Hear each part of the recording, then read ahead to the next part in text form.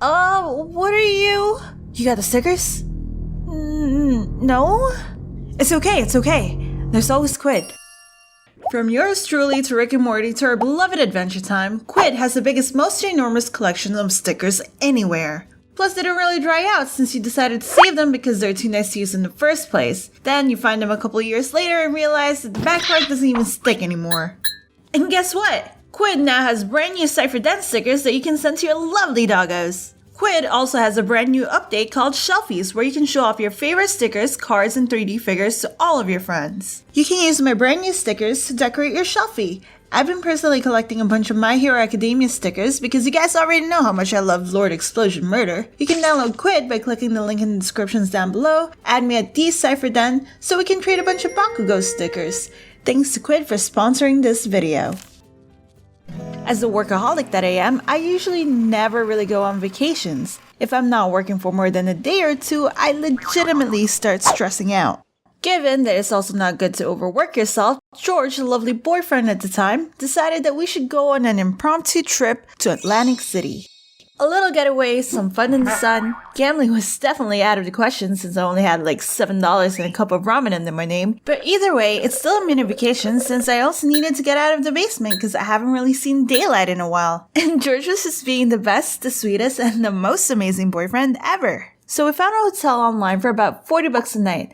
The website looked like a MySpace page, but George insisted that it looked legit. And the hotel looked like it was classy, old-timey, and kind of like one of those old Victorian places. And when we got there, oh boy, old was an understatement. There was ornaments and statues covering every inch of that hotel. You know that smell when you walk into your grandparents' house and there's just a smell of old things? Like in the back of your head, you know for a fact that there's a slight chance you're just inhaling a bunch of mold and asbestos. But it's just the old smell mixed with the old people smell, which smells really specific, oddly enough. We rang the front desk and waited for a good 5 minutes, rang some more, and eventually an older lady comes out. She looked really upset that we were there in the first place, like we interrupted something that she was doing, but okay, no biggie.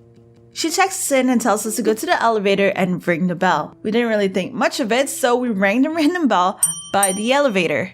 The elevator door opens and there was this guy. He didn't get off, so we got in. What floor? Oh, 4th floor, please. I thought this guy was gonna punch in my floor number, but instead this guy turns around and starts cranking the elevator. My guy, cranking! When I rang that bell, I didn't expect to be summoning a human being. No lie though, I was actually really fascinated but also low-key hella concerned because this elevator sounded like it was struggling. And while he was turned around cranking this old rickety box that would have probably dropped if I ate one more burrito, I noticed this big giant lump on the back of his neck. Hope he's okay and he doesn't have ligma, but here's the thing, I love scary movies. I see all that, and a bunch of red flags are just going off in my mind. Creepy hotel employee that looked like he just came out of Texas Chainsaw Massacre at an absurdly cheap price in the middle of nowhere. This definitely sounds like I'm probably gonna die tonight. Just ring the bell if you need me. You kids have fun now. If we die tonight, this is all your fault. You're being silly. So we go in our hotel room and there was no air conditioning. It's literally 98 degrees outside, so we decided, you know what, we can't really complain because we paid like $40 for this room. So we'll stay outside at the casinos and at the malls all day until nighttime. Either that or we'll probably end up dying from a heat stroke in our own hotel room instead of a creepy psycho clown or something. We unpack, and as I head into the bathroom, I walk into the wall by accident. You're probably like, oh, Dan, you're so dumb. How do you even manage to do that? Alright. So I know for a fact that I'm usually super clumsy, but that room felt like it started to shift a little. I looked at the floor and I tried to walk back, and that floor, oh my lord, my guy, that floor was actually slanted. Forget the elevator, forget the creepy guy, forget the heat stroke. This room is hella crooked. The bathroom door doesn't even look like it fits the door frame. A good chunk of the top of the door was chopped off. So when I look down, I can see George's feet through the door. What even is this crooked building? And that's why I refuse to use the elevator. Not because of the creepy elevator guy, This building is legit tipping over. And ain't no way will I get on an elevator delivering me straight to hell. Nah. That's just asking for some Final Destination stuff to happen. Not today, Death. No thank you. So me and George stayed out all day playing mini golf, and your girl completely destroyed George and a bunch of 10-year-olds in go-kart. First place, booyah! A win's a win. Just had to show these kids who the real boss is, you know? So after destroying a bunch of 10-year-olds, it was starting to get late, and we were tired. It was already 1 a.m., so we get back to our hotel. So here's the thing. I don't really know how else to describe this. So you remember the scene from Jurassic Park 3 where they are on a boat after digging through dinosaur poop for the cell phone, and then BAM! A Dinospinosaurus Rex attacks, so they all get in the cage for, safety? Imagine that boat cage right in front of the hotel entrance, and it was locked. You know when you see something in the morning and it's not creepy at all? Then you see it at night and you just kind of start questioning your life decisions? Like that hallway of yours, completely fine in the morning, then at 3 a.m. when you're trying to get ice cream, you start hearing things and you're like, yep, there's probably 3 ghosts, Freddy Krueger, and a grizzly bear just chilling in the end of that hallway. Then your dumb cat doesn't make it any better because he's just staring at the wall for a good 5 minutes. We knocked and we yelled for the angry old lady from earlier and nothing. So, here's the thing. Do you really want to go back in there? Like, we have no idea if people are getting eaten alive by dinosaurs in there. As far as I know it, they're trapped and we're safe. If we stay out here, we'll have to deal with the drunks, the druggies, and the crazies. We'll probably get robbed. Alright, fine. We'll go with the dinosaurs. So after 20 minutes of being locked out, we realized that there was a bar connected to the side of our hotel. We talked to the bartender and explained what happened in hopes that he'll call someone or open the gates. Come here behind the bar and take this staircase. What? I have never seen a creepier staircase that led to a bright red door. 1 light bulb and just a bright red door. Did they base this off of Insidious? So, if this was a horror movie, I'd probably survive and I'll probably have to rescue you. Just a heads up, if that happens, you're probably kind of screwed. Gee, thanks. I'm just being honest. I'm gonna run like a little... So we walk up those stairs and each step was getting louder and louder. And I swear, if there was a jump scare at any point of that, I would have probably died of a heart attack right there and then. We go through the door and we find our way back to the lobby through the utility closet. Okay. No one was there and it was complete silence. And we weren't about to call out to every psychopath out there by going, hello? Anyone there?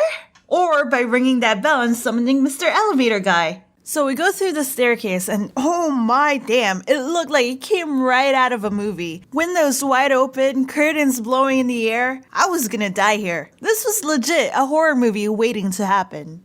Also, if there was a little girl playing in the end of that staircase, I would have Falcon punched her out of existence. Or let's be real, I probably would have rolled down the stairs out of sheer panic. Or used George's bait because ain't no ghost child keeping me in that hotel. I mean, so I could go call for help. Fight or flight, I'll be booking it out of there faster than you can even blink. Okay, let's take a step back. It's probably just my imagination going wild, and I probably watched way too many horror movies, played way too many horror games, so let's just go in the room and just sleep. Just lock the doors, and we're good. We decided to stay another night, and in the morning, the lady at the front desk told us that they just locked the front gate since they went to go use the bathroom. That's completely logical. But my brain is on Silent Hill mode at this point. Once those sirens goes off, I know things are about to go down, but those sirens haven't gone off yet, and everything is still peachy. We stayed out again the whole day, destroyed more kids at go-kart, and at 2 a.m., we get back. And the gates were locked again. Talked to the bartender again, staircase, red doors, staircase, and got back to our lovely hotel room. At around 3 a.m., we hear knocking. Obviously, we don't answer because it's 3 a.m. and we're sleeping, and just why? The knocking becomes banging, then our doorknob starts shaking. Someone's legitimately trying to get into our hotel room. Let me in. We don't respond because crazy people and drunk people are probably just getting back to their hotels at this time. I'll just tell them off. Are you the crazy one? That's either an actual crazy person or drunk person. Pretty sure that's not a dinosaur. But either way, they're probably crazy. You're just overthinking it. Okay, but we've never actually seen anyone else in this hotel. It's been just us, front desk lady, and the elevator guy. No one else. Chill. Don't worry about it.